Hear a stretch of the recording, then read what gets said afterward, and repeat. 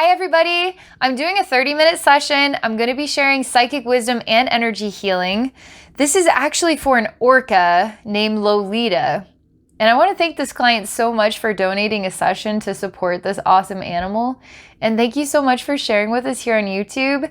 If any of you are interested in exploring a session with me, you can do so by visiting my website at abbeynormalswisdomquest.com. You can also join Patreon. I'm doing reduced cost sessions there at patreon.com/abbeynormalswisdomquest. All right. I'm going to read these goals out loud, and then we're going to see what we can do to help Lolita. So you say, as some people may be aware, Lolita, the orca who is currently at the Miami Seaquarium, may be returning to her home in the Salish Sea, where she was taken from her mother and family over 50 years ago. There is a sanctuary currently being planned and built for her. There have been many people for many years fighting to free her. Her mother is believed to be about 90 years old and is still alive. Things are finally appearing to be hopeful for her, but it is still moving at a snail's pace as we are still awaiting a veterinarian examination to take place to determine if she will be allowed to return at all. It has been a couple of months and still no news as to when that examination will take place. Like barf, we have a special space we're building for Lolita to reunite with her mother, and we are waiting on a veterinarian examination. Why? This should be high priority. I really get this. The snail's pace experience. It just doesn't make sense why some things just seem to be dragged out for years even before we can finally get to this point, right? Okay, just reading that, it's like, oh man, cringy, you know? Okay, so it has been a couple of months, still no news as to when that examination will take place. In the meantime, maybe we can look into her health and well-being and offer whatever we can to help bring about a positive outcome. Trying to stay patient and positive. I get it. Okay, Lolita the orca. Reuniting with mother in the Salish Sea.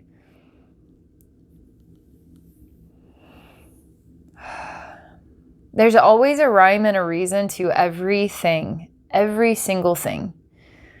Even the delayed examination, for whatever reason, is the divine time. You know what I mean?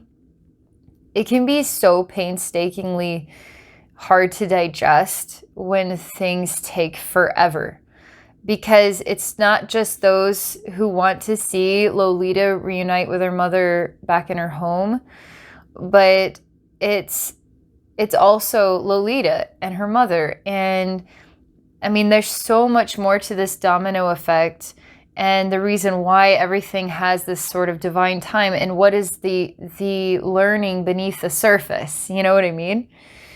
Okay. So what can we do to help Lolita?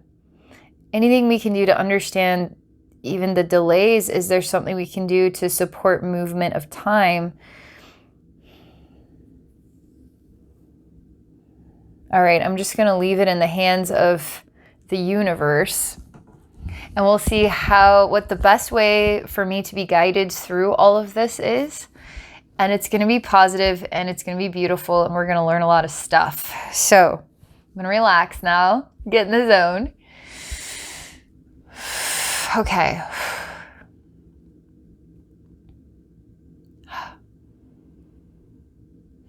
Lolita. Oh, weird.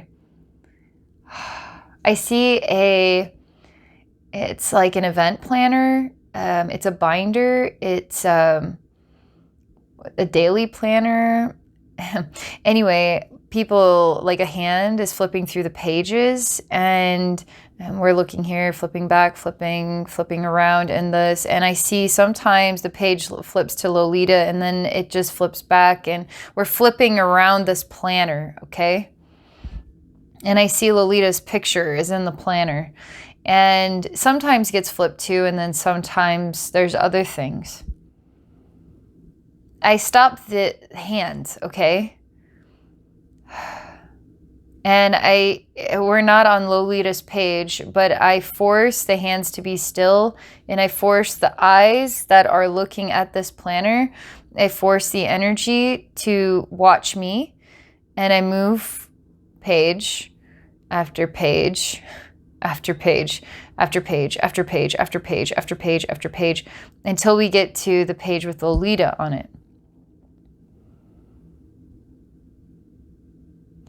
And I'm not sure why, but there's this energy of resistance, because when the eyes see Lolita, I see the scene actually gets kind of almost like aged, and there's a burning sensation that happens sort of down the center of the scene, and it even feels a bit aggressive and old news, and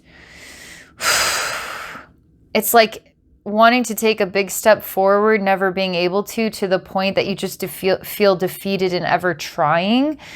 And to even see this page with Lolita, it's almost like wanting to give up even. Is it possible that even the process of getting her into the Salish Sea has been so long overdue that anybody working on the project is burnt out?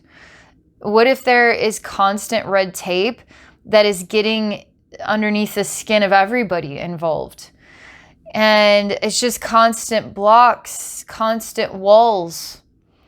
And so I send an energy back to this perception, and I'm going to refresh it. I'm going to refresh time. I'm going to refresh the spirit. I'm going to say, it's time now. It's time now. Because we need to really clear all the stagnation, because it's almost like layers of time have built up and almost creating a pattern of stagnation that is hard to get out of. And everybody involved, it almost seems like it's more than just you. It's a lot of people even involved, even more hands-on, that are feeling the stagnation. It's almost like stagnation is the cycle, is the circulation here. And it's hard to break this down so we can move past it. So we have to refresh this energy. And my guides say, do you really think refreshing the energy, Abbey, is going to override some kind of divine time? And I say, you know what?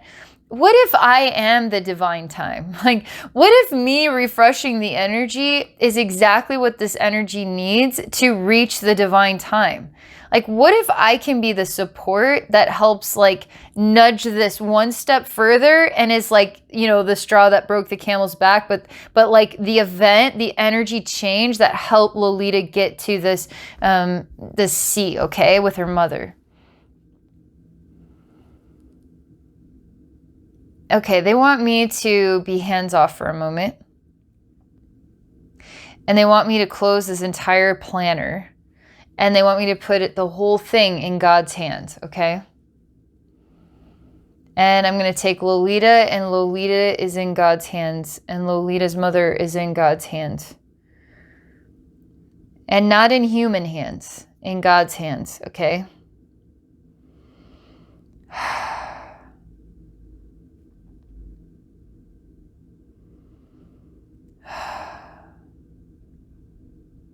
Time is in God's hands. And I say that I'm in God's hands. And my vision is in God's hands. And they're like, yes. Okay, cool. Okay.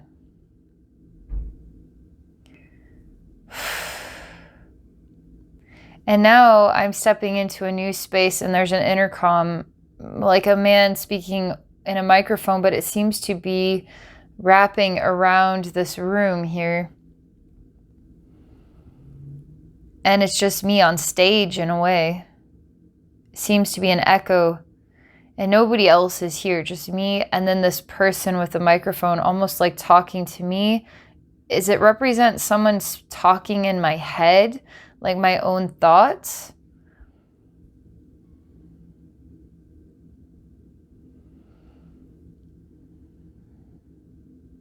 I just leave this room, and then I go directly to Lolita. And as I go to Lolita, the echoing reminder is that time, and the situation, everything about it is in God's hands, even the day-to-day planner. And the hearts of everybody involved are in God's hands.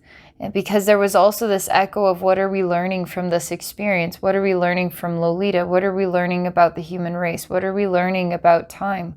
What are we learning about mother and daughter? What are we learning about animals of the ocean, right? And what are we learning here? There's almost like value in frustration, value in the way that delays make us feel hopeless and helpless. Delays make us feel when it comes to the livelihoods of others that we care about, and it seems like it's out of our hands. It depletes us and makes us feel like even bored of trying because the passion is depleted. It's all diluted to the point that we're out of breath with it. It's like agonizingly out of breath, and yet we have to keep trying, even over decades of time. How much effort has to be made to even move this an inch is what it feels like.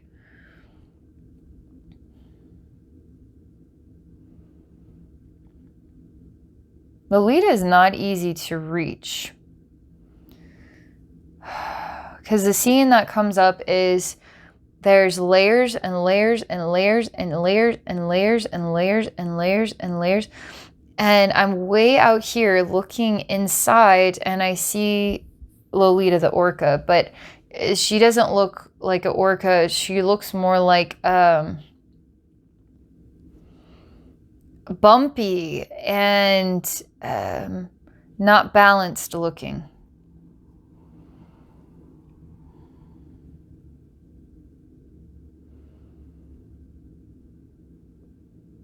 And there's a lot of silence, actually.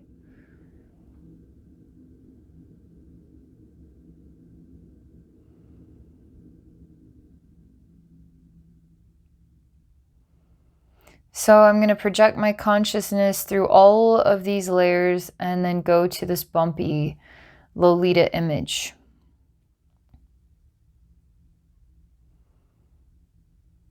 This is hurting my head. I feel like my brain is cracking in two pieces.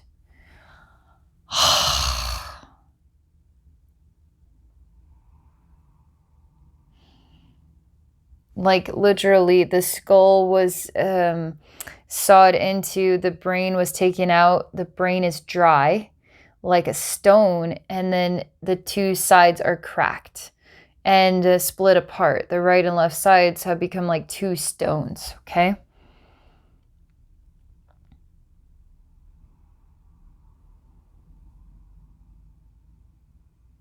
And I see Lolita is basically like a skeleton buried in layers of sedimentary rock, like a fossil, okay?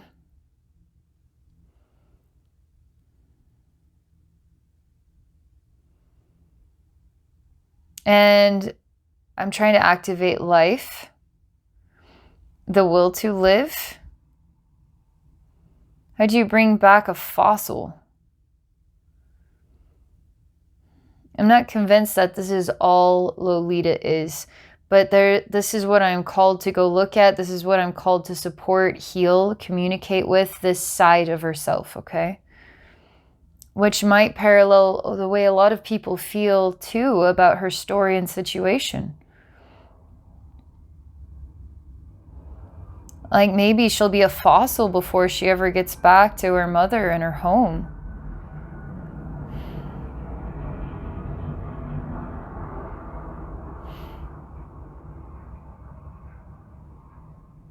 She's very not talkative with me because I'm cheerful and I'm saying, hello, how are you today?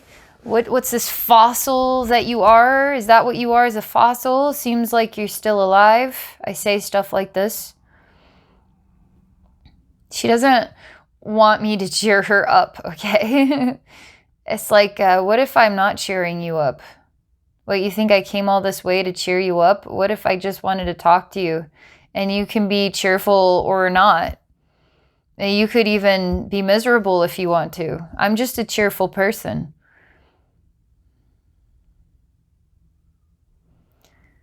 Man, it's like a heavy, it's like a tumor. It's like I'm talking to a mass of, I guess, living cells conglomerated into a body, conglomerated into some sort of life force emanation that isn't rejoicing in life.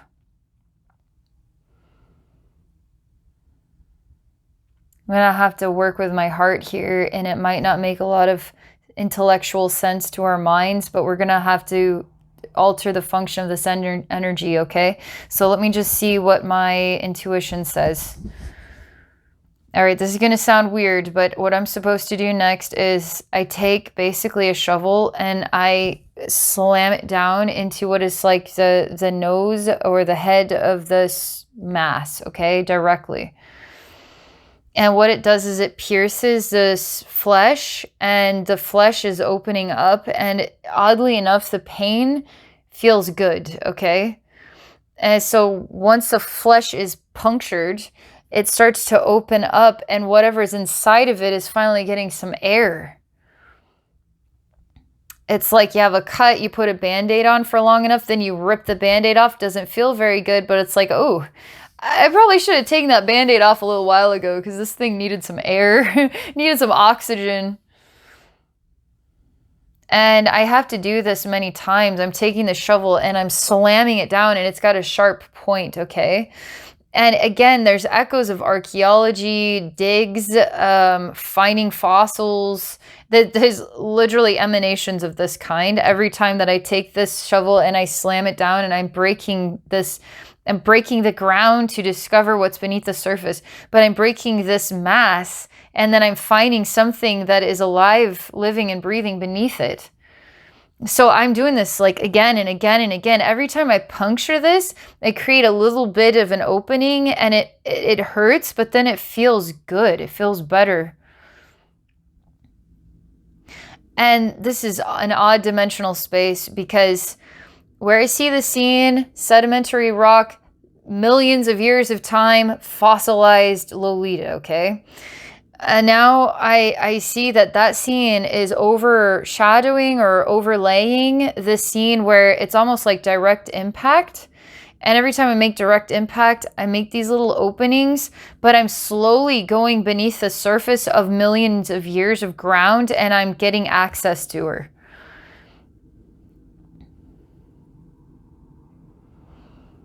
And she's buried underground. She can't hardly breathe. And I don't know what to say because everything's quite innocent. Even this blubbery flesh that's surrounding her, its presence is also innocent. It's not like it's real cancer, but it is it's growth. It's grown around her. And it's not easy to bust through it, even as squishy as it looks. Someone like taking a shovel and trying to hack a tree down with it.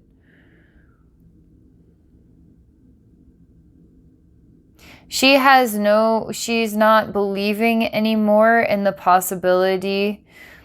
And because there is no energy to believe in this, she's fallen asleep, okay? She let that part of herself fall asleep.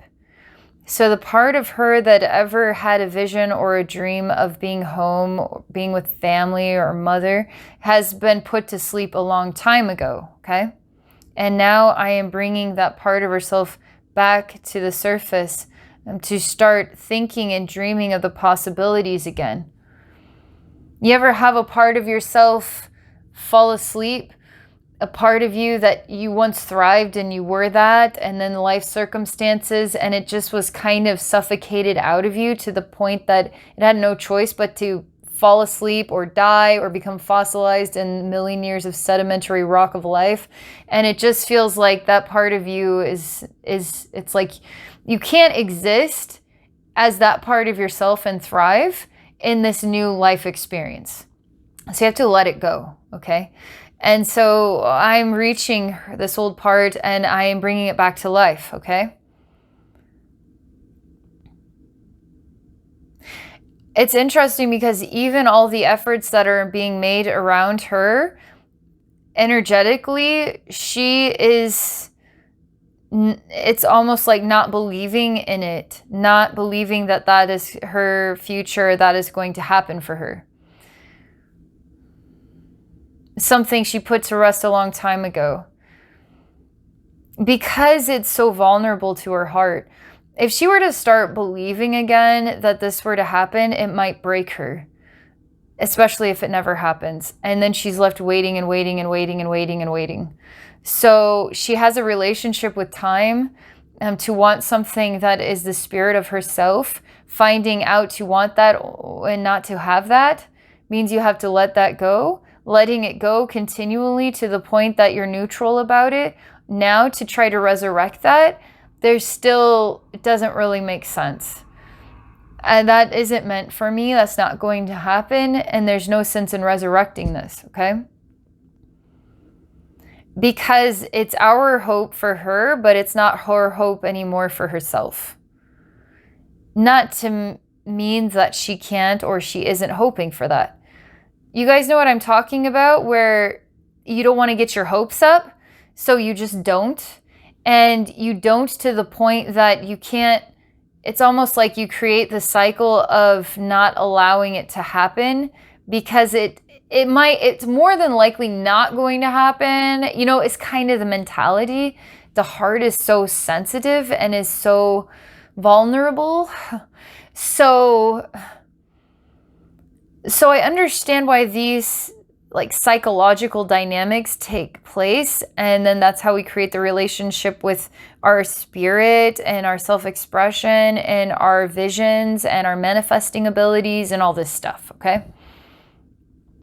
My guides are saying, so is it Lolita that is holding up the process?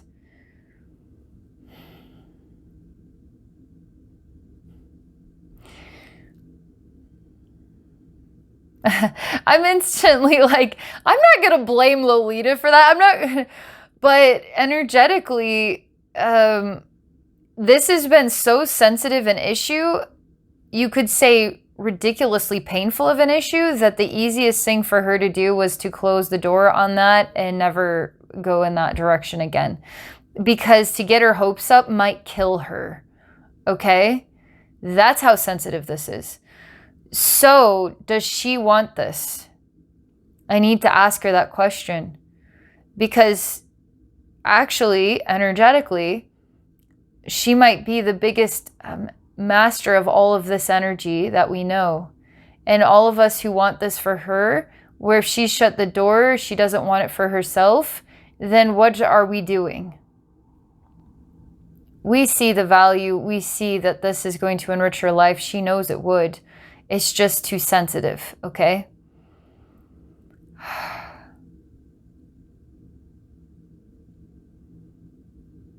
Man, this is really hard to talk to her because her heart is extremely sensitive.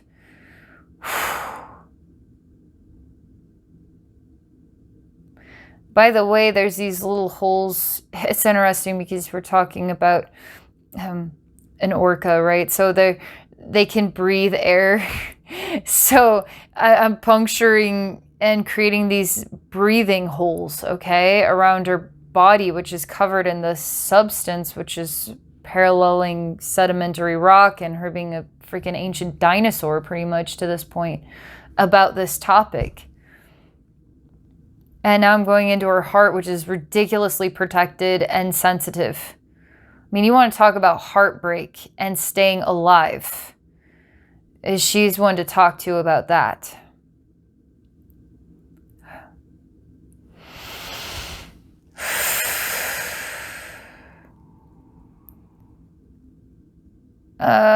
She's talking to me in gyrations, vibrations, and the color primarily is red.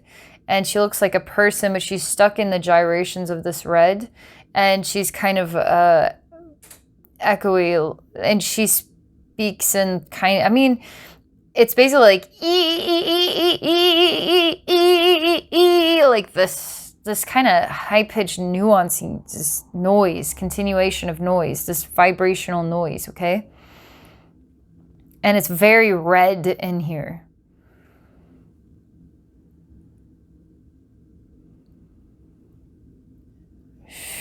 She's pretty, I say, wow, what surprises me is it's actually a lot more breathable than I would have expected. Because as I listen and I look around here, there's actually a lot of clear air. There's a lot of air to breathe here. But I'm asking you, do you want to go back to your home? And I want to know if you want to see your mother again. She just keeps making this noise. It's almost, believe it or not, I'm reacting with annoyance to it. Because she needs to wake up and get serious with me. I have to be a bit bold here. It may not seem compassionate or whatever, but there's something, I have to be extremely bold and direct because she needs to snap back to the possibilities. She has to want this. So I'm getting very firm with her that this is real and I need to know if you want this. Because nothing is holding you back except your belief system, your beliefs. You've decided you're never going to get to go back. You've decided you're not going to see your mom. You've decided that it's over. You've embraced this as your home. You've been molded and shaped into this environment. So I don't know how you're going to go to some totally new environment, but this is an option for you. She says she can't get out of this. She's stuck and basically a blip.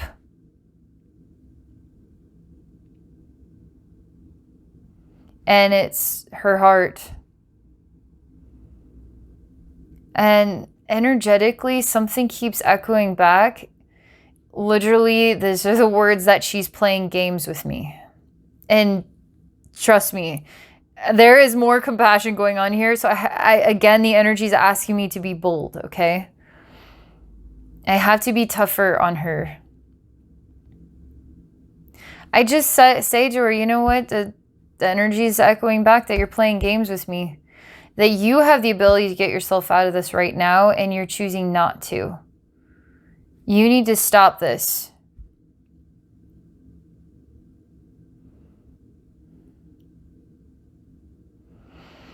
Okay, this is good because I'm reaching the next layer of depth here.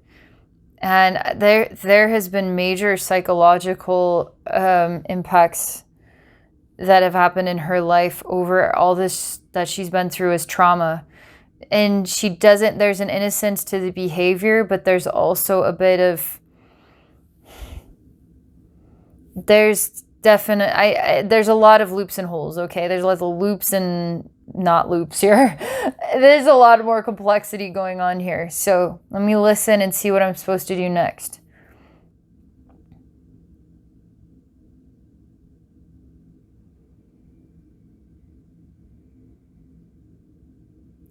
I'm going to ignore literally everything that's creeping out from the sides of this circular space. It's glowing red. She's stuck in the middle. She's constantly gyrating.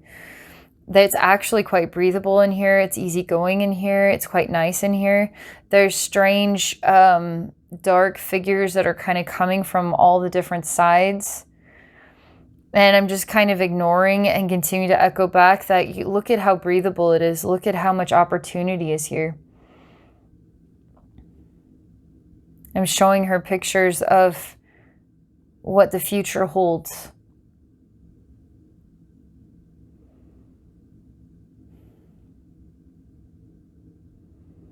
Man, I've got to really work on her mind because there are weird constructs going on in here. almost like what she's been through has created a strange creature instead of herself. Like when I go to her and I can't reach her, but I can reach this strange creature, and then I can see the images of her is actually fossilized in 1,000,000 years of rock. And then I see this mass that's grown around and I'm breaking it to get to herself. Now I'm reaching this inner mind and I'm reaching the impact of this whole thing on herself and what she's had to give up in order to just survive, mentally survive, emotionally survive, like how she's had to psychologically survive. She's had to give up a lot, I'm telling you. This has been very hard on her. There may be the possibility that the examiner already knows her story, already knows her file, and maybe they're trying to do some things to improve her condition, so the examiner then will see some sort of improvements, and that's why they're not just going full force. Because if they have the examiner out, let's just say, okay, this is the idea that's coming to me is, let's say the examiner comes out and she's not where she needs to be. There's going to be so much disappointment, and we're going to have to wait 1 year or 2 years or 3 years or something like this before we can make that appointment again. So we have to make sure that she's where she needs to be, so that when the examiner visits her, that she is going to get a definite yes, that she can transition into this new environment. So it feels like the delays might be more compassionate than we think, okay? And there might be a lot more smarts around the timing of this than we know, and a lot more awareness of her condition than we know, okay? And I'm trying to find out, even for myself, if she's psychologically capable of entering into a new environment. We all want this for her, but is it actually, could she even survive in it with this mind? I'm supposed to emphasize that she is herself, but she has been impacted, okay? In a very difficult way. Things don't just snap and everything's happy. No wonder she's saying, you're not going to be able to cheer me up, or what are you doing here to cheer me up? It's like, yeah, she's not just going to snap into happy place because she's in this new environment. She is different than the person that they took out of those waters. And then who she is this changed, deformed thing is going back in the waters to try to acclimate to life again. There is a lot more to this process, okay? Even human beings who have been psychologically deformed, you could say, because society messes with our heads. Some people don't just snap back, and sometimes it takes your whole life and you still don't get it. So that also is part of the process. I mean, we have to really think about mental health here and how that allows us to thrive in any environment or withdraw and die in those environments. Life as it changes, and we have to survive through these changes, and we either embrace the challenge or we are defeated by it. And we have to be realistic about time too.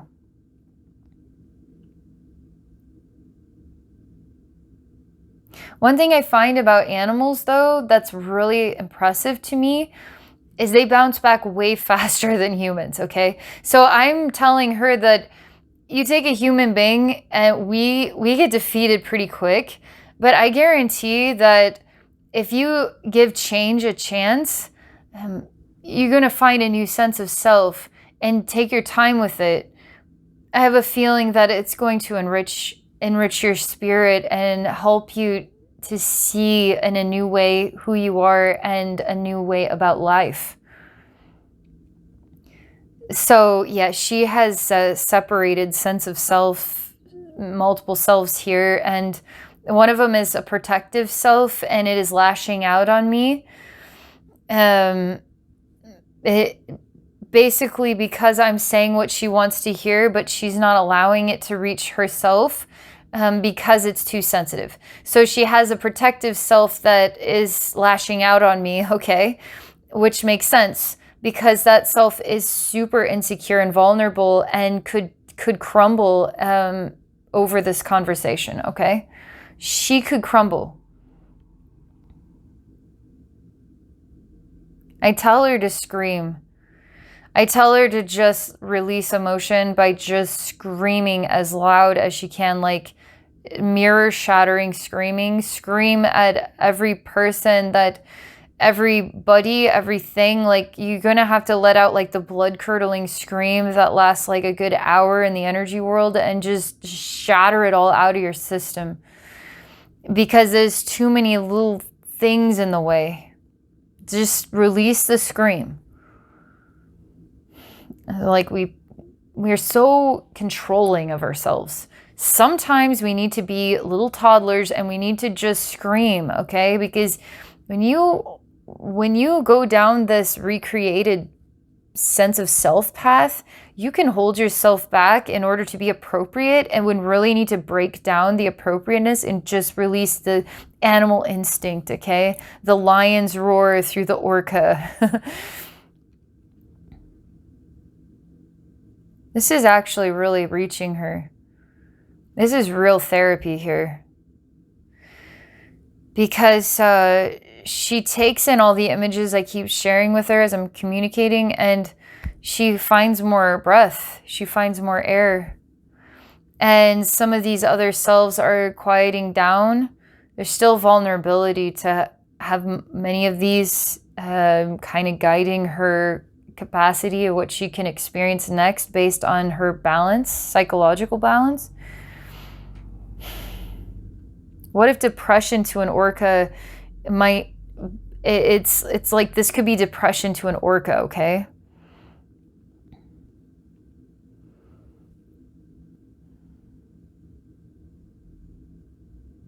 Because she needs someone that can talk to her in a real way that is reaching her identity, her self.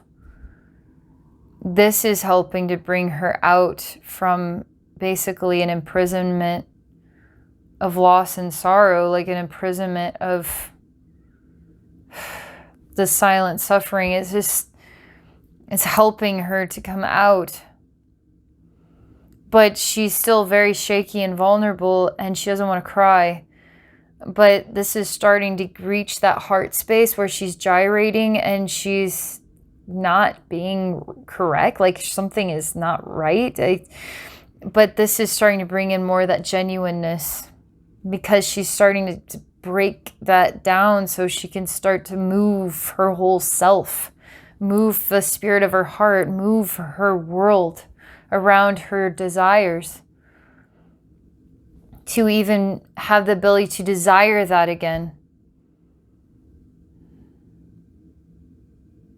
I give her a really big hug and I give her a kiss, and I just say thank you for this, for being you, and thank you for your life and how hard that was for you, I can tell. But thank you for the gift of what you've been through, so that I can learn from you and we can all share in this experience together. And I share with her about you, the client, and I introduce you to her. And she's really instantaneously shy and withdrawn, because it's too meaningful.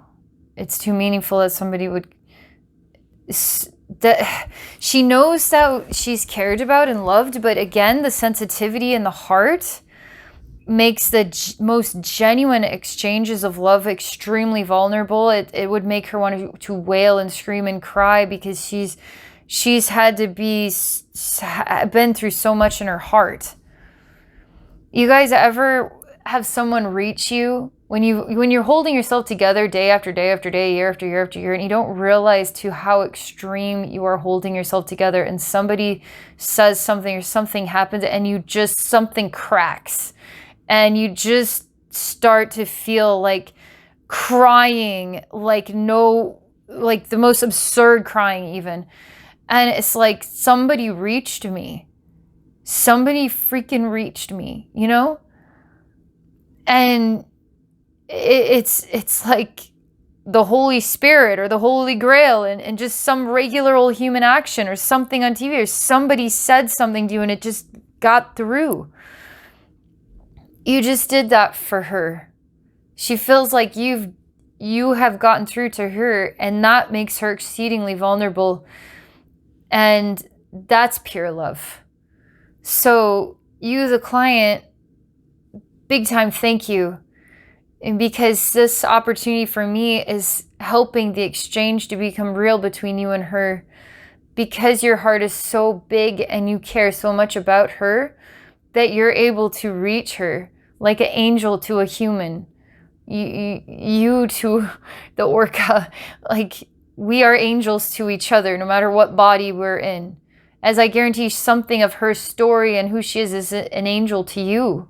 And you want to save her. You want to help her to thrive, right? So this is really good because that genuine love is getting right into the vulnerable heart of herself. And it's, again, reaching the next layer of healing for her.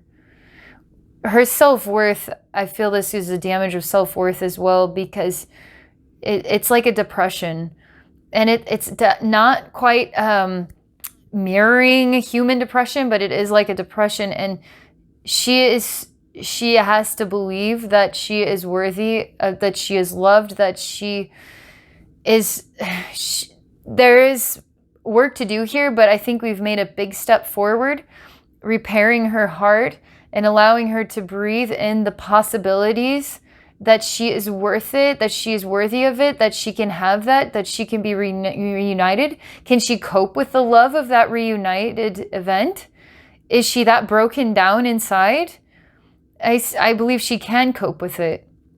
But this is part of the next part of her life lessons is after reaching to this point, now everything going in reverse, and to become abundantly open to the love that is absolutely there and is easy to access. It's like the past becoming the future, the present becoming the future, like everything in time catches up with itself, you know? It's pretty amazing. Thank you. Thank you very much for this. Thank you, Lolita, for this too. Like, thank you, everybody. Thank you for all the people who have been trying to help her. Thank you for everybody for watching here on YouTube. And whew, amazing. I hope you all have a very wonderful day.